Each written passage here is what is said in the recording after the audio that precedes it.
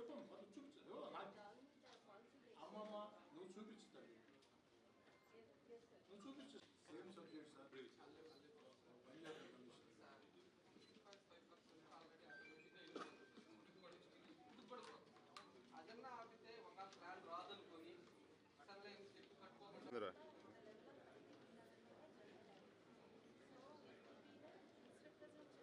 ఈరోజు నన్ను బిడ్డల చదువుల కోసం పెళ్లి కోసం ఫ్లాట్లు అమ్మాలన్నా ఆ అవకాశం లేక అందుకోసం నేనేమంటానంటే దానికి ఆల్టర్నేటివ్ మెథడాలజీ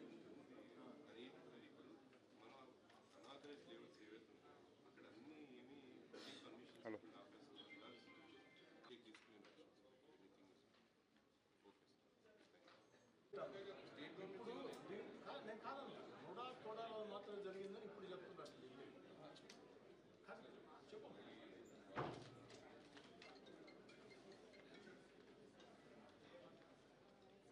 ఆ ప్రజా విజ్ఞప్తుల దినానికి మరింత గౌరవం తీసుకురావాలా ఆ యొక్క గ్రీవెన్స్కి మరింత విలువ పెంచాలా అన్న ఉద్దేశంతో స్థానిక ఎమ్మెల్యేగా నేనే స్వయంగా హాజరు కావాలని ఈరోజు నా దగ్గర ఉన్నటువంటి కొన్ని సమస్యలు అదేవిధంగా అనేక మంది చెప్పిన సమస్యలన్నీ నగర కార్పొరేషన్ కమిషనర్ దృష్టికి తీసుకొస్తామని ప్రత్యేకంగా నెల్లూరు ఎప్పుడు కూడా లివబుల్ సిటీయే ఎందుకంటే నెల్లూరులో ప్రశాంతతకి మారుపేరు నెల్లూరు ప్రశాంతతకి మారుపేరు ప్రశాంతతనే నెల్లూరు ప్రజలు ఇష్టపడతారు రౌడీలో సంఘ వ్యతిరేక శక్తిలో లేకుంటే అధికారులు దౌర్జన్యం చేస్తాం భయభ్రాంతులకు గురి చేస్తామంటే నెల్లూరు ప్రజలు అంగీకరించరు నెల్లూరు లివబుల్ సిటీగా ఉండాలని నా ఒక్కడి ఆకాంక్షే కాదు మంత్రి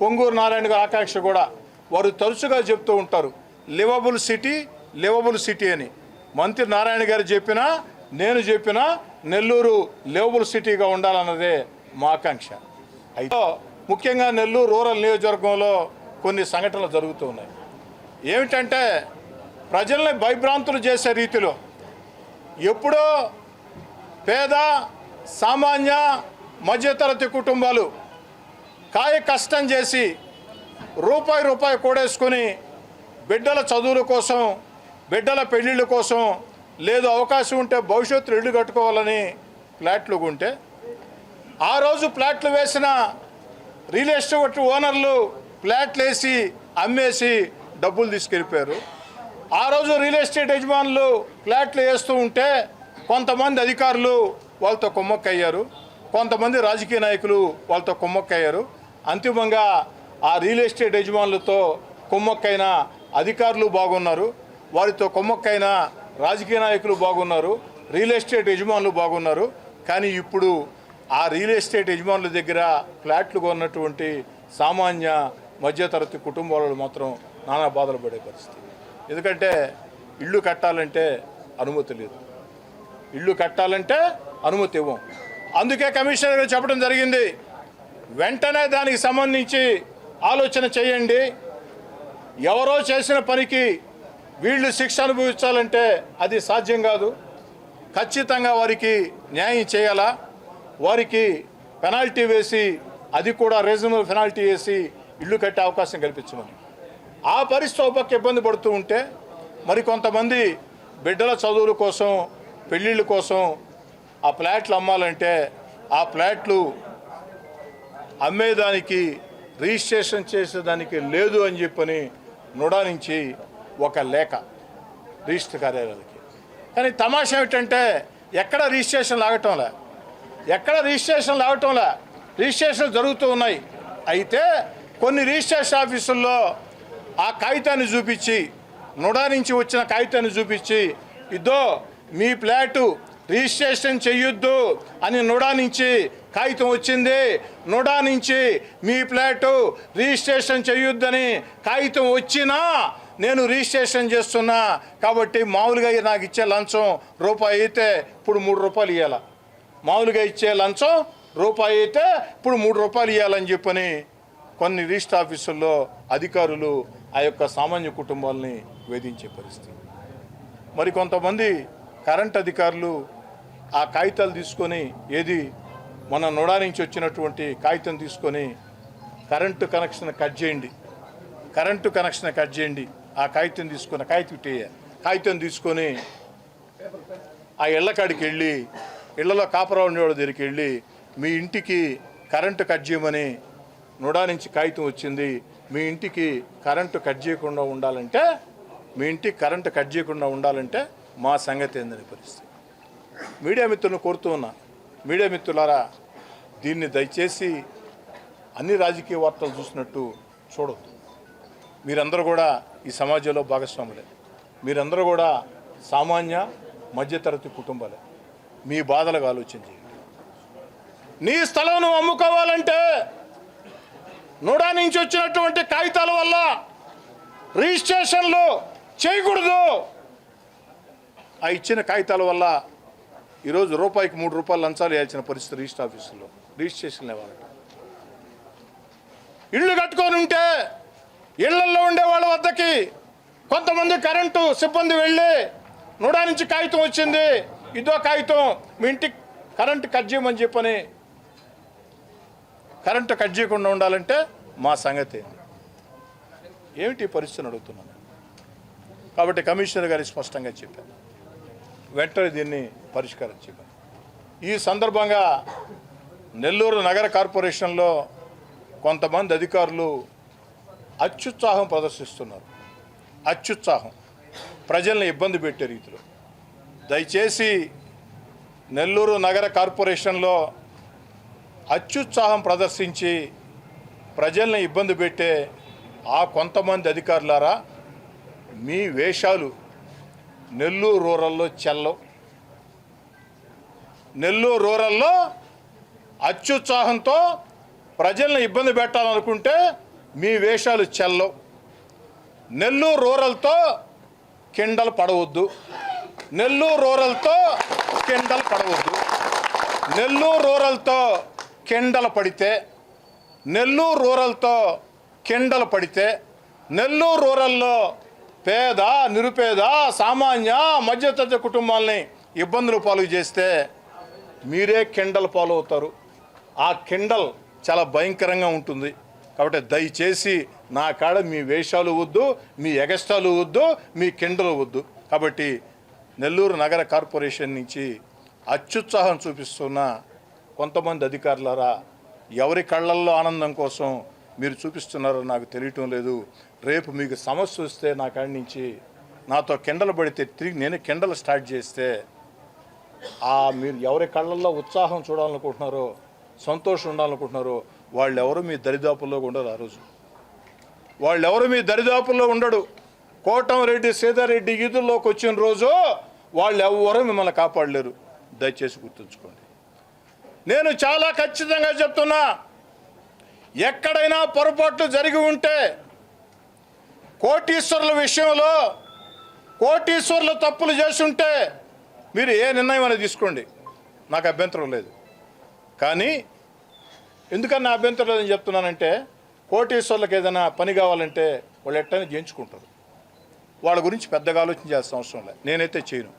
కానీ పేద, నిరుపేద, సామాన్య, మధ్యతరగతి కుటుంబాలకి కష్టం వస్తే కన్నీళ్ళు, కడుపు మంట తప్ప ఏముండవు. కాబట్టి నెల్లూరు రూరల్ నియోజకవర్గంలో పేద, సామాన్య, మధ్యతరగతి కుటుంబాలకి అన్యాయం జరిగితే నేను ఒప్పుకునే ప్రశ్నే లేదు. మీరు అంటున్నారు మధ్యతరగతి కుటుంబాలు, పేద కుటుంబాలు కాయ కష్టం చేసి ప్లాట్లు కొంటే మిషన్లు తీసుకొని వచ్చి లోడేస్తామని ఈ మధ్య కొన్ని పత్రికల్లో, ఛానల్లో కూడా చూసా. కార్పొరేషన్ నుంచి, నోడా నుంచి వాయిస్ కొంచెం ఎక్కువ వస్తూ ఉంది. లోడేస్తామని రండి, మిషన్లు తీసుకొని రండి.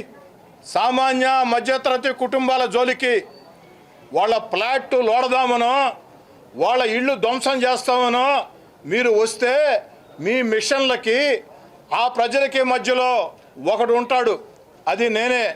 నా శరీరం మళ్ళీ చెప్తున్నా సామాన్య, పేద, నిరుపేద, మధ్యతరగతి కుటుంబాల ఇళ్ల జోలికో స్థలాల జోలికో అధికారులు వచ్చినా సంఘ వ్యతిరేక శక్తులు వచ్చినా రౌడీలు వచ్చినా అడ్డుగా నేనుంటా. నా దేహం ముక్కలైన తర్వాతే మీ మిషన్లైనా మీ దౌర్జన్యమైనా వాళ్ళ మీదకి సాగాల తప్ప నేను ప్రాణాలతో బతికున్నంత కాలం, నా ఊపిరి ఉన్నంత కాలం, నేను ప్రాణాలతో బతికినంత కాలం మీ మిషన్లు, మీ డోజర్లు, మీ దౌర్జన్యం ఆ యొక్క పేద నిరుపేద సామాన్య మధ్యతరగతి కుటుంబాలని ఏమీ చేయలేమని చెప్తున్నారు. కాబట్టి నెల్లూరు నగర కార్పొరేషన్లో అత్యుత్సాహం ప్రదర్శించే అధికారులారా కాస్త అత్యుత్సాహం తగ్గించండి. మళ్ళీ చెప్తున్నా, ఎక్కడైనా కోటీశ్వరుల విషయంలో, బడాబాబుల విషయంలో, కోటీశ్వరుల విషయంలో, బడాబాబుల విషయంలో, సంపన్న వర్గాల విషయంలో మీరు ఏ నిర్ణయం తీసుకున్నా ఆ నిర్ణయంలో పొరపాటున్నా కూడా కొంచెం నేను చూసినట్టు పోతా. కానీ పేద నిరుపేద సామాన్య మధ్యతరగతి కుటుంబాల విషయంలో వెనకడిగేసే ప్రశ్నే లేదు. ఎంతటి పోరాటానికైనా సిద్ధం. గతంలో చూశారు ఇంటి పన్నుల విషయంలో, తర్వాత ఏం జరిగిందో మీకే తెలుసు. ఇప్పుడు కూడా అదే చెప్తూ ఉన్నా, ఖచ్చితంగా వేధింపుల్ని సహించే ప్రశ్న. అంతిమంగా నా ఆకాంక్ష అయిన గౌరవ మంత్రి పొంగూరు నారాయణ గారి ఆకాంక్ష అయిన లివబుల్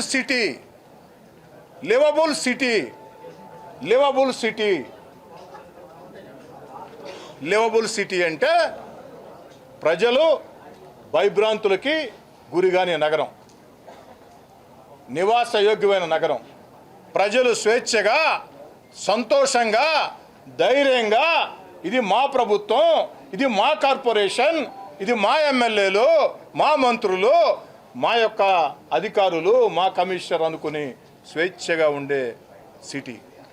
కాబట్టి మంత్రి పొంగూరు నారాయణ గారి ఆకాంక్ష అయినా నా ఆకాంక్ష అయినా లివబుల్ సిటీ, నివాస యోగ్యం, ఎవరో కూడా వేధింపులకి బెదిరింపులకి భయపడాల్సిన అవసరం లేదు.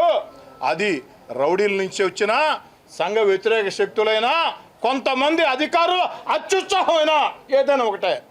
ప్రజల్ని ఎవడైనా ఇబ్బంది పెట్టాలనుకుంటే వాడు రౌడీ అయినా ఒకటే, సంఘ వ్యతిరేక శక్తి అయినా ఒకటే, అత్యుత్సాహం ప్రదర్శించే అధికారి అయినా ఒకటే. దీంట్లో తేడా లేదు. కాబట్టి ఉండే పేద నిరుపేద సామాన్య మధ్యతరగతి కుటుంబీకులారా, మీ ఇళ్ళు ధ్వంసం చేస్తామని, మీ ఫ్లాట్లు ధ్వంసం చేస్తామని, కరెంటు కట్ చేస్తామని ఎవరు భయపెట్టినా భయపడవద్దు. నేనున్నా ఖచ్చితంగా ఉంటా. మీరు స్వేచ్ఛగా సంతోషంగా ఉండండి. ఇది మన ప్రభుత్వం, మన చంద్రబాబు నాయుడు గారి కూటమి ప్రభుత్వం. ఇది వేధింపుల ప్రభుత్వం కాదు, ఇది చంద్రబాబు నాయుడు గారి కూటమి ప్రభుత్వం. దయచేసి ప్రజలందరూ కూడా స్వేచ్ఛగా సంతోషంగా ఉండమని, ఎక్కడ ఎవరికి ఏ ఇబ్బంది వచ్చినా అది రౌడీలతోనైనా సంఘ వ్యతిరేక శక్తులైనా అధికారులతోనైనా ఎక్కడ ఇబ్బందులు వచ్చినా మీ ఎమ్మెల్యేగా కోటమిరెడ్డి సీతారెడ్డి గారు నాకు తెలియజేయాలని చెప్పని కోరుతూ సెలవు తీసుకుంటాను. ఒక్క నిమిషం నాయన, మీకు ఇది ఒక్కరవ తీసుకోండి ఆయన వినోద్ గారు, ఇది ఒక్కరవ తీసుకోండి. నుడా వైస్ చైర్మన్గా మన కమిషనర్ గారి నుడా వైస్ చైర్మన్ తెలుసు కదా, ఈ లాస్ట్ 2 కాపీ పంపించినారు చూడండి. రిజిస్టర్ ఆఫీసులకి, కరెంట్ డిపార్ట్మెంట్కి ఏమని రిజిస్ట్రేషన్లు చేయొద్దని కరెంట్ కట్ చేయమని.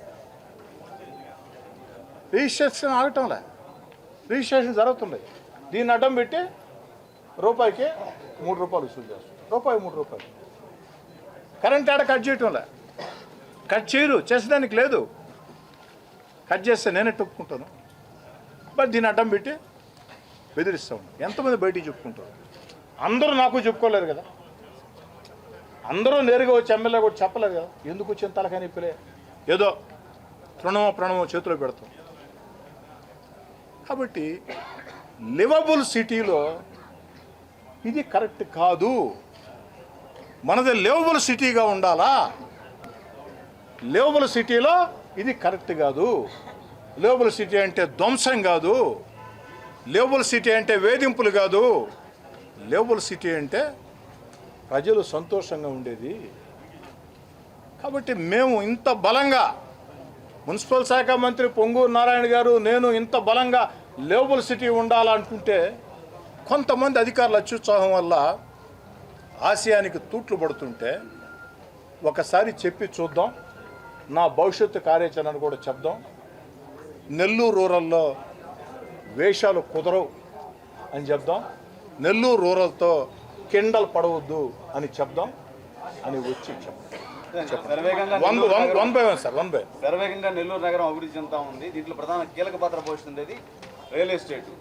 అది ఆర్థికంగా కూడా నెల్లూరు జిల్లాకి ఎంతో ఉపయోగపడతా ఉంది. అలాంటి వాళ్ళు ఈరోజు వాళ్ళు జీవో 145ని 13తో రద్దు చేసినప్పుడు కూడాను వాళ్ళ దగ్గర అధికంగా 5% డబ్బులు వసూలు చేస్తారు. మేము ఈ రియల్ ఎస్టేట్ చేయలేము, మా వల్ల కాదు, మేము వదిలిపెట్టి వెళ్ళిపోతాం అంటున్నారు. అటువంటి వాళ్ళకి మీరు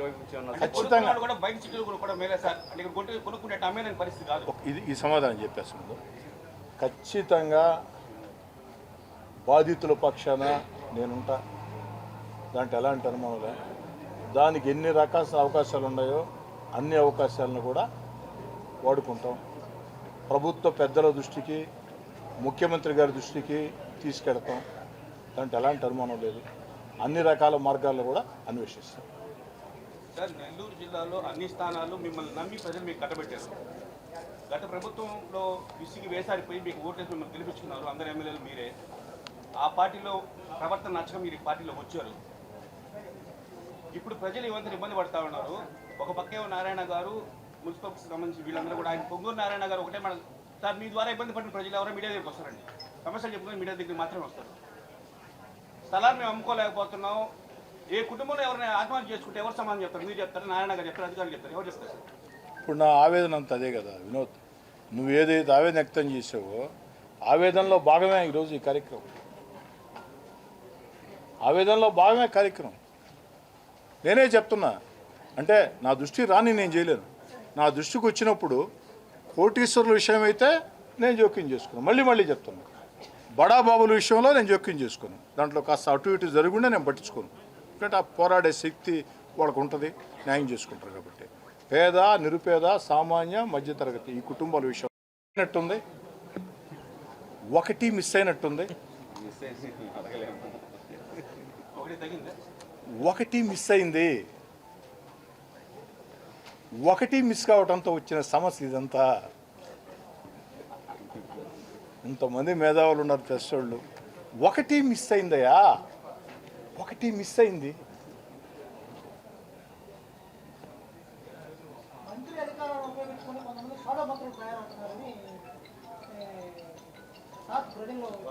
అది మీరు మంత్రి గారిని అడగాల.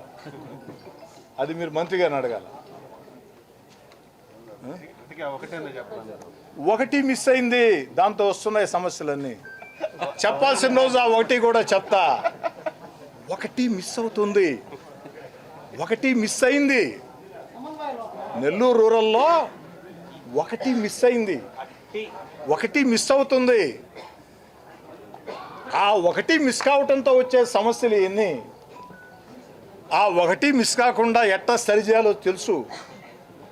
నాకు వేరే పని తెలియదు. ఇంకా హై స్కూల్ చదువుకునేటప్పటి నుంచి నాకు తెలిసింది ఒకటే, ఓన్లీ రాజకీయాలు, పోరాటాలు, ప్రజలకు చేతనంత చేయటం. కాబట్టి ఆ నెల్లూరు రూరల్లో ఒకటి మిస్ చేస్తే, ఒకటి మిస్ అయితే మిస్ చేసిన వ్యక్తులు సరి చేస్తారు.